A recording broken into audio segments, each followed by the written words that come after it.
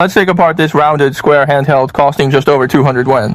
Its official name, you see, is the Time Station Clip. We are going to carefully peel off the protective film from it. The system, upon closer inspection, appears to be running on an Android operating system. This is actually the front end, a kind of interface for the device. The screen size should be 4 inches, with a resolution of 720 by 720. Its D-pad is at the bottom, and the joystick is at the top. The D-pad is a circular disc, and the tactile feel of its operation is pretty decent, but I have to say the edges of this disc can feel a bit sharp and uncomfortable in the hand. It might be a little uncomfortable to use for extended periods. How about the A, B, X, Y buttons? Let's give them a listen, shall we? They're still quite rigid, which probably means that a silicone pad hasn't been placed underneath them yet. The joystick is just a standard one, and it supports being pressed down. On the front, the select and start buttons are situated in the bottom left corner. All the upper shoulder buttons are also micro switches. The L1, R1, L2, and R2 buttons feature a distinct step design, giving them a tactile feel during gameplay. On the back, there isn't a grip, nor is there any information at all, since this is, after all, an engineering sample. Let's take a quick look beforehand. At the bottom, you'll find its dual speakers. Hey, some old friends might be asking, where's the menu button? And also, where are the power button and the volume up or down buttons? They're located right next to the shoulder buttons. Look, this one here is for power on and off. This is the menu button, and these are for adjusting the volume up and down. They're quite cleverly concealed along the side, almost integrating seamlessly with the shoulder buttons themselves. The color scheme looks quite fresh. It has a 3.5mm headphone jack, a DC charging port, but no video output. I still have no idea about its processor.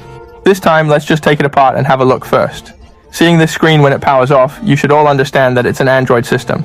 The screen isn't touch sensitive, so let's pry it open. These are its two main speakers, and impressively, it's powered by a substantial 5000 mAh battery. Hey, there's a motor outline printed here, and even a connector for a motor, but it wasn't actually installed in the final product. It's the MediaTek MT6592V, that's the processor model. I'll put all the parameters and specifications right here on our screen for everyone to conveniently examine. The ABXY buttons are quite firm, so let's dismantle them for a closer look. As expected, there are no pads whatsoever inside. They're purely micro switches. Without those silicone pads, they'll undoubtedly feel significantly harder to press. By adding a small pad, the tactile feel of the buttons becomes significantly softer and more comfortable. Similarly, the shoulder buttons also lack these crucial silicone pads. In terms of performance, it seems to be a bit weaker than the 3566. The whole console isn't heavy at all. Let's find out exactly how many grams it weighs. The entire device is 220 grams. The system is Android, but it's not a touchscreen. Then, if you press the M button on the left, it still won't take you back to the Android interface. You'll only get into its current launcher front end. However, by repeatedly tapping the version number multiple times, we can now finally see and access the proper Android interface. Regarding the tablet, the Android version is 5.1. The screen resolution is, wait, this display here seems incorrect. It shows 800 by 1280. I get the feeling that if this is indeed a square screen, it should really be 720p.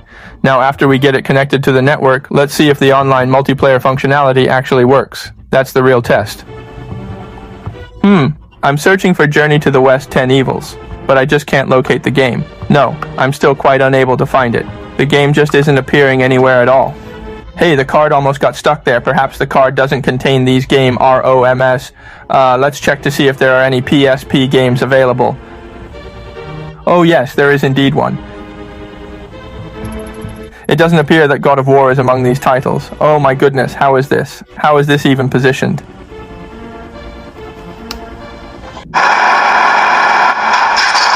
The speaker sound is actually pretty loud.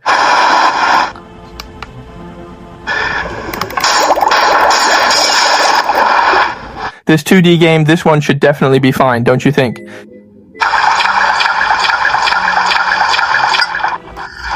These 2D games, though, are definitely quite playable. God of War, for instance, is actually a 2D title as well. Yeah, it seems like you're really just limited to playing 2D games, specifically those for the PSP. Let's check out the PlayStation 1. As you can see, when playing PS1 games, there are black bars at the top and bottom of the screen. The screen's aspect ratio is 4:3, which is standard for older consoles. I'm not sure if the filter can be adjusted. Let's try pressing the M button to see if it makes a difference. No, the picture quality settings aren't available here, so I can't adjust anything at all. The display ratio can be tweaked, but not by much. It would genuinely be much better to simply set up that Internet Explorer front end. Even GBC games, which usually have a nearly square display, still end up with screen masking on this device. Well, the display aspect ratio, that's perfectly correct, it really is. However, it seems you likely can't adjust the filters or any of the shortcut keys on it, making it less customizable than one might hope for various gaming preferences. Is there a quick save function for this? It appears that these specific hotkeys are not available here. No, it's not present. Fast forward doesn't seem to be offered here, and it's also not available among the shortcuts. There's no fast forward or rewind functionality available. You only have the load and save options within the M menu. It only shows 4:3, a full screen display, a completely full screen, and the default setting. The picture quality has no filters or screen masks, and therefore you cannot customize it to your liking, as no options are provided. These days all games require this kind of progress bar to show their loading status. It's still quite sluggish, but at least it includes a screen mask, and the aspect ratio also seems to be correctly set. It should still be the same problem as before. I can't adjust the filter and the screen mask also. Oh, a fast forward button. That's wonderful. I finally noticed it. This is great. Well, what about the quick save function then? Is it available in these settings perhaps? Alright, no quick save. Let's head into its app menu again and check the quick search one more time. It's right here. You can search directly from this spot. It is still a Chinese input method, and just like before, its loading speed is relatively slow.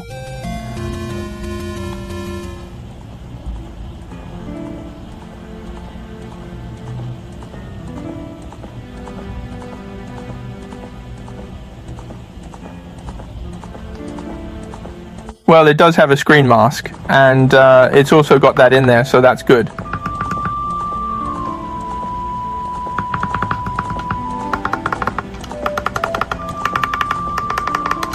These action buttons, they definitely feel quite stiff when you press them.